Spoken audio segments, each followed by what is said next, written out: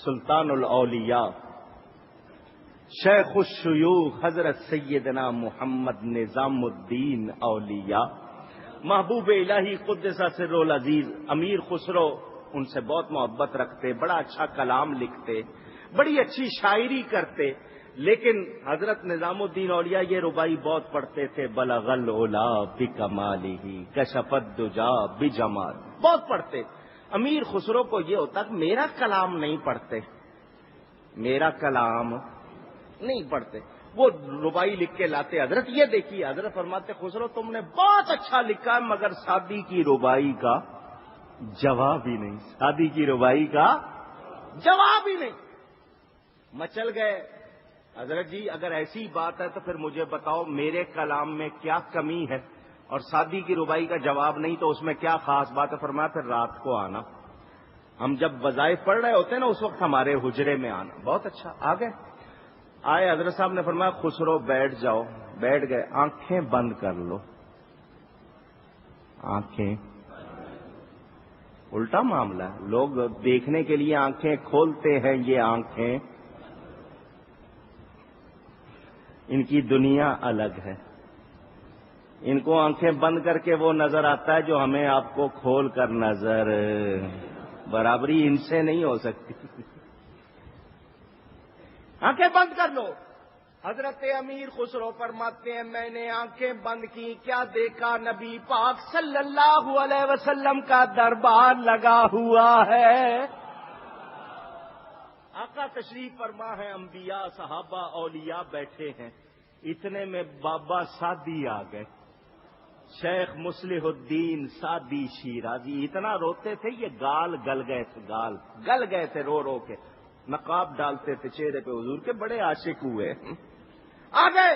حضور صلی اللہ علیہ وسلم نے شفقت فرمائی، ان کا کھڑے ہو کر استقبال کیا، اپنے سامنے بٹھایا، فرمایا سعدی جو میرے لیے ربائی لکھی ہے سناؤ۔ شیخ سعدی پڑھتے ہیں بلغ العلا بکمالہ کشف الدجا حسن جمیع خصالہ صلو۔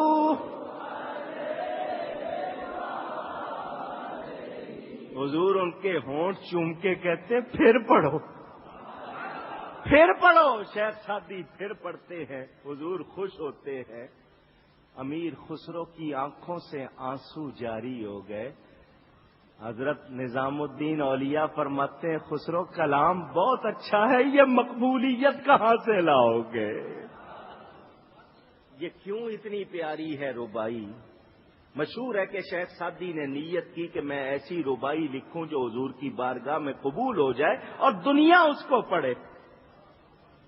روزہ رکھا، غسل کیا، خوشبو لگائی، سوچ کے لکھ رہے ہیں بلغ العلا بکمال، پہلا مصرع لکھا، دوسرا جوڑا کشف الدجا بجمال، تیسرا جوڑا حسنت جمیع خصالہ، بڑے سوچ سوچ کے لکھے، چوتھا مصرع بنتا نہیں تھا، اور چوتھا مصرع ربائی کی جان ہوتا ہے۔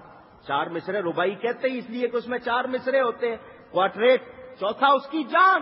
سوچ رہے ہیں، سارا دن گزر گیا، روزہ کھول لیا، رات ہو گئی، آدھی رات ہو گئی، چوتھا مصرع بنتا نہیں، نیند آ گئی، سرکار خواب میں آئے، فرمایا سعدی لکھو صلو علیہ بلغ العلا بکمالہ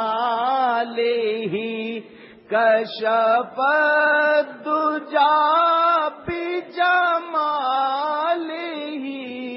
حسن جمیع خصالہ صلو